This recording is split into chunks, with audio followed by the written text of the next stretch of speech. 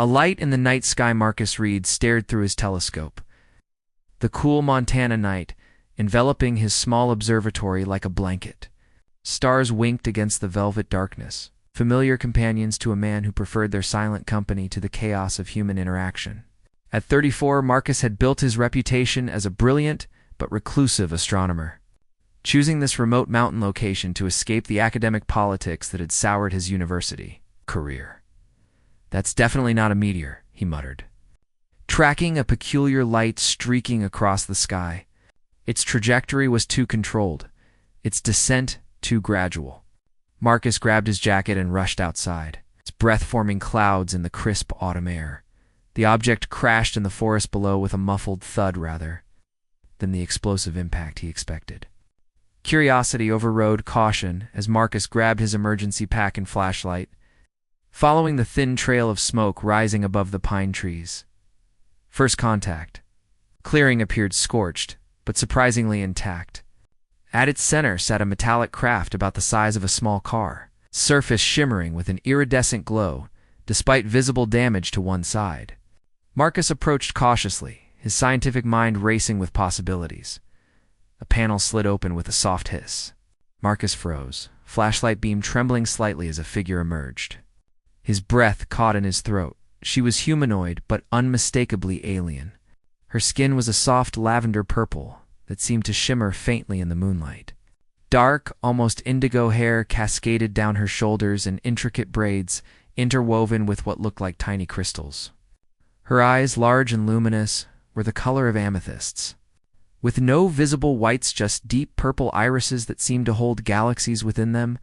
"Help," she said in perfect English, though her voice carried an unusual melodic quality. "Atmosphere. Compatible, but systems failing." Then she collapsed, forcing Marcus to lunge forward to catch her. She felt surprisingly light in his arms, her skin warm to the touch. Shelter in the storm hit, just as Marcus carried the unconscious visitor into his cabin. Rain lashed against the windows as thunder rolled across the mountains. He laid her gently on his couch, uncertain whether human medical knowledge would apply to her alien physiology. Her eyes fluttered, open as lightning illuminated the room. "Water," she whispered, reaching toward him with slender fingers. Marcus brought her a glass, watching in fascination as she drank. "My name is Marcus Reed," he said softly. "You're safe here, Lyra," she replied, touching her chest. "I am Lyra of the Australian Confluence." Her gaze swept around his modest living space. "Your world's magnetic fields disrupted my navigation systems. Not intentional landing." Marcus nodded, trying to process the reality that he was having a conversation with an extraterrestrial being in his living room. "Your ship, it's damaged but intact. Once the storm passes, I can help you assess it." Lyra's expression softened into what appeared to be a smile. "Gratitude," she said, her voice stronger now. "Your kindness is ... unexpected. Our data suggested humans might respond with fear. Most might," Marcus admitted. "But I've spent my life looking to the stars, wondering if we were alone. Meeting you answers the greatest question in human history." Outside, the storm intensified, sealing them together in this moment of extraordinary first contact.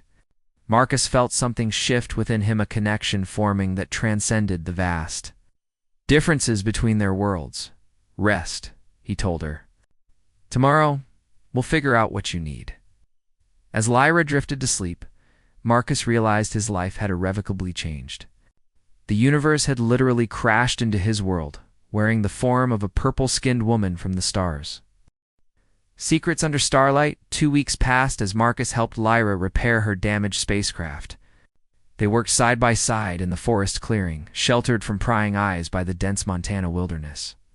Lyra's knowledge of quantum mechanics and gravitational manipulation left Marcus in awe, while his resourcefulness with Earth materials impressed her equally. "Your species understands more than our surveys indicated," Lyra said one evening, as they sat beside a small fire outside the cabin. The flames cast a warm glow across her purple skin, making the intricate markings along her temples shimmer. Marcus passed her a mug of hot chocolate, which had become her favorite Earth indulgence. We're still climbing out of our technological infancy compared to your civilization. Yet you look at the stars with such wonder, she replied, her violet eyes reflecting the campfire. My people have traveled between worlds for centuries, but many have lost that sense of awe. Their fingers brushed as she accepted the mug, sending an electric current through Marcus that had nothing to do with alien biology. Over days of working together, translating complex equations and sharing meals, something profound had developed between them, something neither had anticipated. Hearts across galaxies. The navigation system is finally calibrated, Marcus announced the following day, wiping grease from his hands. You could leave whenever you're ready. Lyra stood at the entrance to her craft, her expression unreadable. My mission was reconnaissance only. I've gathered sufficient data to report back to the Confluence. Then you'll be going soon, Marcus said, trying to mask the hollowness spreading in his chest. Instead of answering, Lyra approached him slowly. There is no protocol for what I feel for you, Marcus read. It was not part of my mission parameters. The air between them seemed to vibrate with unspoken emotion. Marcus reached out, gently touching her face. I've never believed in destiny until I found you crashed in my forest. Their first kiss happened beneath a meteor shower, stars falling around them as if blessing their impossible union. Lyra's lips were soft, warmer than human temperature, tasting faintly of something sweet and unfamiliar. That night, they shared more than knowledge of distant worlds. They shared their hearts. My people form lifelong bonds, Lyra whispered later as they lay together in the cabin, moonlight streaming through the window. What humans call marriage is similar to our soul-binding ritual. Marcus traced the luminescent patterns on her shoulder that glowed softly in the darkness. Then bind your soul to mine, Lyra of the stars. I don't need to understand the universe to know I love you. Under the light of Earth's full moon, exchanged vows that transcended planetary traditions. Marcus gave her his grandmother's ring. Lyra wove a strand of her crystalline hair into a bracelet for him that pulsed with her life energy. Their private ceremony, witnessed only by the ancient mountains and distant stars, sealed a union unprecedented in human history. Empty spaces. The bed was cold when Marcus awoke. His hand reached automatically for Lyra, finding only rumpled sheets where her warm purple form should have been. Lyra, he called out, sleep still clouding his voice. The cabin remained silent. Marcus rose quickly, checking each room with growing concern. The bathroom stood empty, the kitchen undisturbed. On the porch, he called her name into the forest, receiving only bird songs in response, his heart pounding. Marcus raced down the trail to the clearing where her ship had rested for the past month. The scorched earth remained, but the iridescent craft was gone, vanished without a trace. No goodbye, no explanation, nothing but emptiness where his world had been. No, he whispered, dropping to his knees. The bracelet on his wrist, her wedding gift to him, still pulsed with energy, only proof he hadn't imagined her entirely. Shadows and surveillance. 3 days later, the black SUVs arrived. Men in dark suits combed the forest clearing, taking soil samples and radiation readings. From his hidden observation point, Marcus watched them photograph the landing site, their expressions grim and purposeful. Target location confirmed, one set into a radio.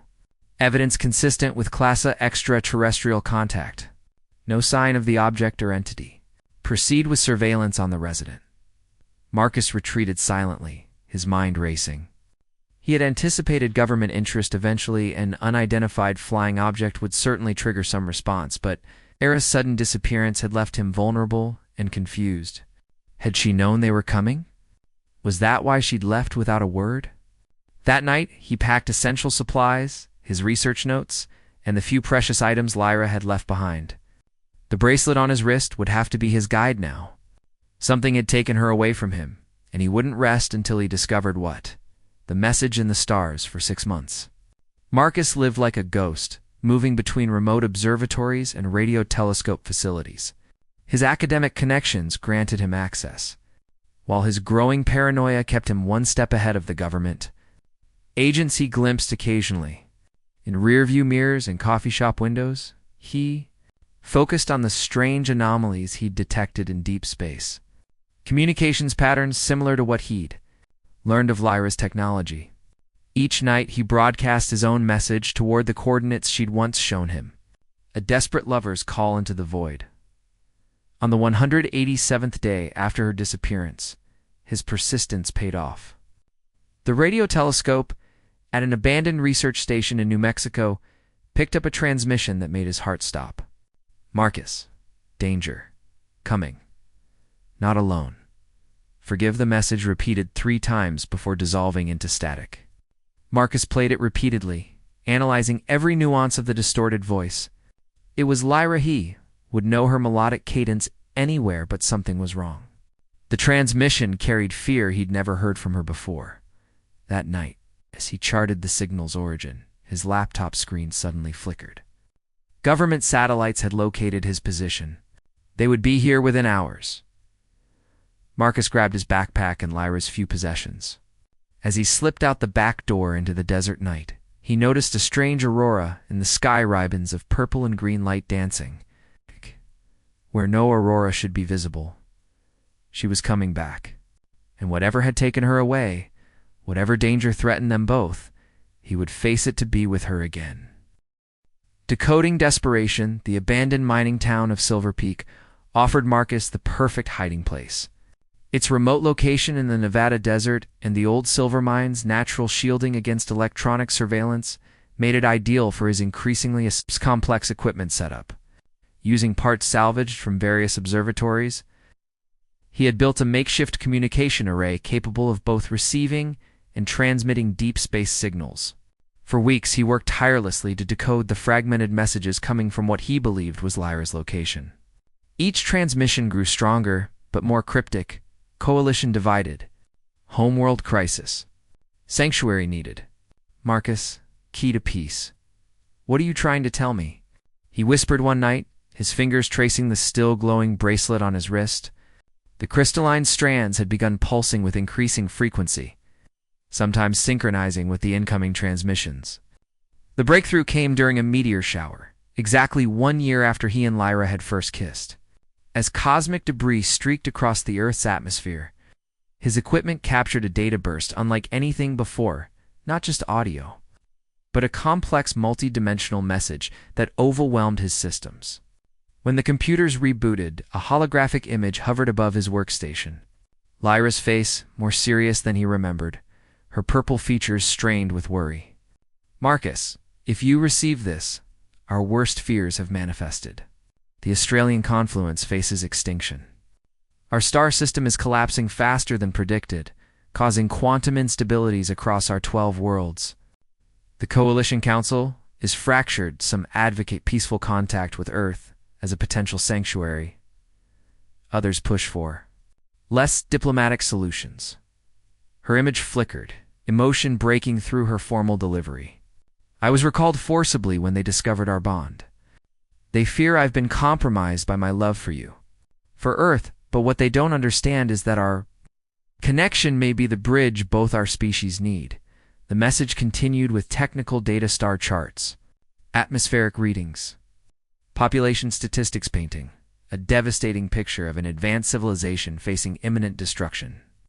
Over 40 million Australians would need evacuation within months.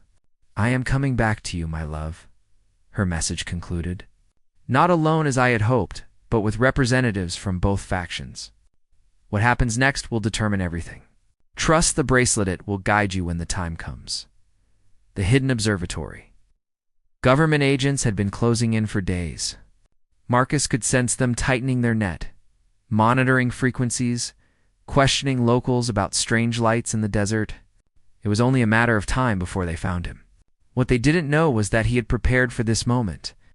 The real work, the true communication array, lay hidden deep within the abandoned silver mine. While they would eventually discover his decoy equipment in the ghost town, the heart of his operation remained protected by hundreds of feet of rock and century-old mining tunnels. Marcus made his way through the labyrinthian passages, guided by markers only he would recognize. The central chamber stood 20 feet high, its walls lined with repurposed satellite dishes and custom-built receivers. In the center sat what appeared to be an ordinary table but was actually a quantum interface he had built using principles Lyra had taught him human. Technology infused with alien concepts? "Show me," he commanded, placing his bracelet on the interface. The room transformed as holographic projections surrounded him, a three-dimensional map of local space. A cluster of objects was approaching Earth's orbit, moving in formation. Not random meteors or space debris, but ships, 7 of them, using the moon's shadow for cover. The bracelet pulsed urgently, its light synchronizing with one particular vessel at the formation's center. Lyra was aboard that ship, coming back to him. But she wasn't alone. And based on the trajectory and speed, they would arrive within 48 hours. Convergence Point dawn broke over the desert as Marcus climbed the mesa. The bracelet on his wrist now glowed continuously, pulsing like a heartbeat, growing stronger with each passing minute. He had chosen this location carefully, remote enough to avoid immediate detection, but accessible enough that Lyra could find him. Government vehicles had been spotted on the highway 10 miles south. Whatever stealth technology the Australian ships employed wasn't perfect. Earth's military had detected something entering the atmosphere. Time was running short. As the sun reached its zenith, the air above the mesa shimmered like a mirage. A soft hum built gradually, vibrating through the ground beneath his feet. Marcus shielded his eyes as the distortion intensified, reality itself seeming to fold inward. When the light faded, she stood before him. Lyra looked both familiar and changed. Her purple skin seemed paler, marked with new symbols of rank or status. Her eyes held the same love, but were shadowed with concerns he could only begin to imagine. Behind her stood 6 other Australians, 3 with skin tones similar to hers, 3 with darker indigo coloration. Their postures suggested tension between the groups. "Marcus," she whispered, closing the distance between them in 3 swift steps. Their embrace felt like coming home after the longest journey. He held her tightly, breathing in her unique scent that reminded him of thunderstorms and starlight.